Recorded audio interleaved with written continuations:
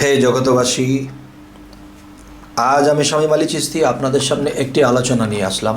সেই আলোচনাটি হলো যে আমরা সমস্ত মাকলুকাত, সমস্ত প্রাণী জগৎ, গাছপালা, তরুলতা, মানব দানব, জিন অসুর, শয়তান, পৃথিবীতে যত ধরনের মাকলুকাত আছে সকলেই আল্লাহকে ডাকে। তো একটা বিষয় হলো কি, যে আল্লাহকে যে ডাকে বা আমরা ডাকি, তাহলে আল্লাহ কাকে ডাকে? এটা কেমন কথা যে আল্লাহ কাকে ডাকে? আল্লাহর উপরে কি কেউ আছে যে আল্লাহ তাকে ডাকবে? নাউজুবিল্লাহ। তাহলে তাই যদি হয়, তাহলে আল্লাহ কাকে ডাকে? তো অবশ্যই আছে এমন কেউ যে আল্লাহ তাকে ডাকে। যেমন আমরা বলতেছি কি, আল্লাহ হু, তিনি আল্লাহ, তিনি আল্লাহ সমস্ত জগৎ সৃষ্টি করেছেন, আমাকে তোমাকে সমস্ত কিছু সৃষ্টি করেছেন। কিন্তু সমস্ত সৃষ্টি তো আল্লাহকে ডাকে। আল্লাহ ডাকে কাকে?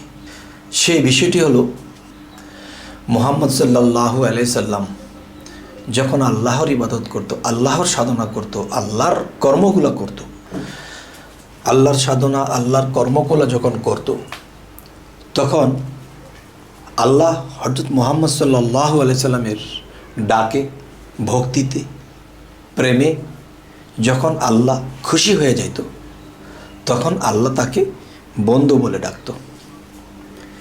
আচ্ছা, এখন আল্লাহর জিকির আমরা করতেছি, আল্লাহকে আমরা ডাকতেছি, আল্লাহ ডাকতেছে কাকে? আল্লাহ বলতেছে ইয়া মুহাম্মাদু, ইয়া মুহাম্মাদু। তাহলে আল্লাহর প্রেম কার সাথে? মুহাম্মদ সাল্লাল্লাহু আলাইহি সাল্লামের সাথে। তখন মুহাম্মদ সাল্লাল্লাহু আলাইহি সাল্লামের কথা ভেবে মুহাম্মদ সাল্লাল্লাহু আলাইহি সাল্লাম আল্লাহর বন্ধু, সেই বন্ধুকে ডাকত। যখন তিনি আল্লাহ নামের জিকির করে আল্লাহকে ডাকত, তখন আল্লাহ ডাকত ইয়া মুহাম্মাদু, ইয়া মুহাম্মাদু। হে দোস্ত, আমি যদি তোমাকে সৃষ্টি না করতাম, তাহলে এই জগতের কোনো কিছু সৃষ্টি করতাম না। আজ তোমাকে সৃষ্টি করেছি, সমস্ত মাকলুকাত তোমার ওসিলায় আমি সৃষ্টি করেছি। সমস্ত মাকলুকাত আমাকে ডাকে, তোমার ওসিলা দিয়ে তারা আমাকে চিনেছে, জেনেছে, আমাকে ডাকে। তখন মুহাম্মদ সাল্লাল্লাহু আলাইহি সাল্লাম তার শরীরটা যখন আল্লাহর জিকির করতে বা আল্লাহকে ডাকতে গিয়ে তার শরীরটা শিহুরিয়া উঠত, তখন সেই শিহুরিয়ার মধ্যে আল্লাহ নিজে বিলীন হতো এবং আবার আল্লাহ আলাদা হতো। তখন ইয়া মুহাম্মাদু আল্লাহ ডাকত। হে জগতবাসী, আমরা এই জগতে এসেছি, নিজেকে জানবো, নিজেকে চিনব, তখন আল্লাহকে, রবকে চিনতে পারবো। তখন কি হবে? যে আল্লাহর গোলাম হয়ে যদি থাকি পৃথিবীতে, তাহলে আল্লাহকে যেদিন ডাকতে ডাকতে আমরা সন্তুষ্ট করতে পারবো, তখন আল্লাহ আমাকেও ডাকবে। আমি ডেকেছি আল্লাহকে আল্লাহর গোলাম হিসেবে। যদি কখনো আল্লাহ সন্তুষ্ট হয়ে যায়, তখন আল্লাহ আমাকে ডাকবে বন্ধু হিসেবে, আপনাকেও ডাকবে বন্ধু হিসেবে। তবে হে জগতবাসী, যে কোরআনে একটি জায়গাতে আল্লাহ বলেছে যে তোমরা যার ইবাদত করো আমি তার ইবাদত করি না, আর আমি যার ইবাদত করি তোমরা তার ইবাদত করো না। জীবনের প্রথম দিক দিয়ে কোরআনে এই আল্লাহর বাণীর এই বিষয়টি পড়েছি, কিন্তু বুঝতে পারি না কিরে, যে আল্লাহ এটা কি বলে যে আমি যার ইবাদত করি তোমরা তার ইবাদত করো না, আর তোমরা যার ইবাদত করো আমি তার ইবাদত করি না। তাহলে বোঝা গেল কি,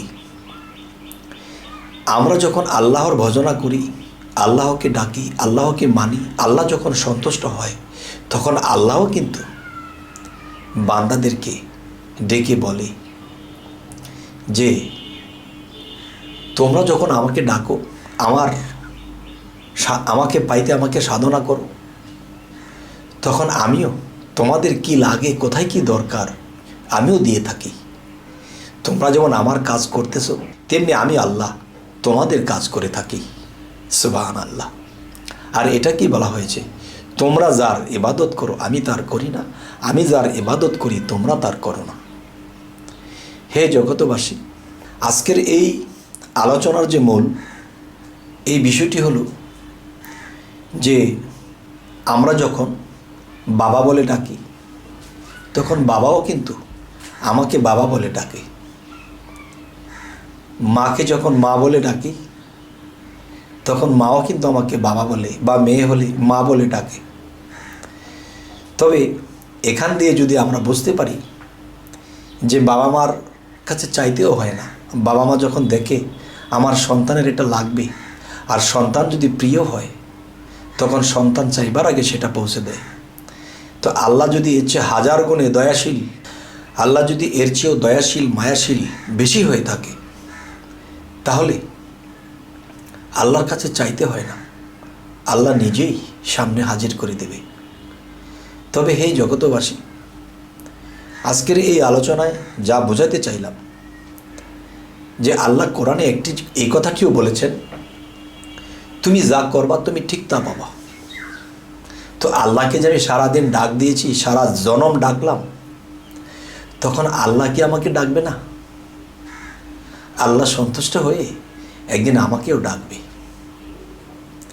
যাই হোক, এই কথাগুলো জ্ঞানী লোকেরা অবশ্যই বুঝে নেবে। এই কথাগুলো শরীয়তের ধারা রেখে বলা হয়েছে। হাকিকত ও মারেফতের ধারায় যদি বলা হয় তাহলে বিশৃঙ্খলা হতে পারে। তবে আশা করব জ্ঞানী সম্প্রদায় এই কথাগুলো জায়গা মতো বুঝে নেবে। তবে আমাদের এই চ্যানেলের আলোচনা যদি আপনাদের ভালো লাগে তো অবশ্যই সাবস্ক্রাইব করে রাখুন, পরবর্তীতে আপনাদের কাছে বাকি আলোচনাগুলোও যেন পৌঁছে যায়। তো সকলেই ভালো থাকবেন। আল্লাহ হাফিজ।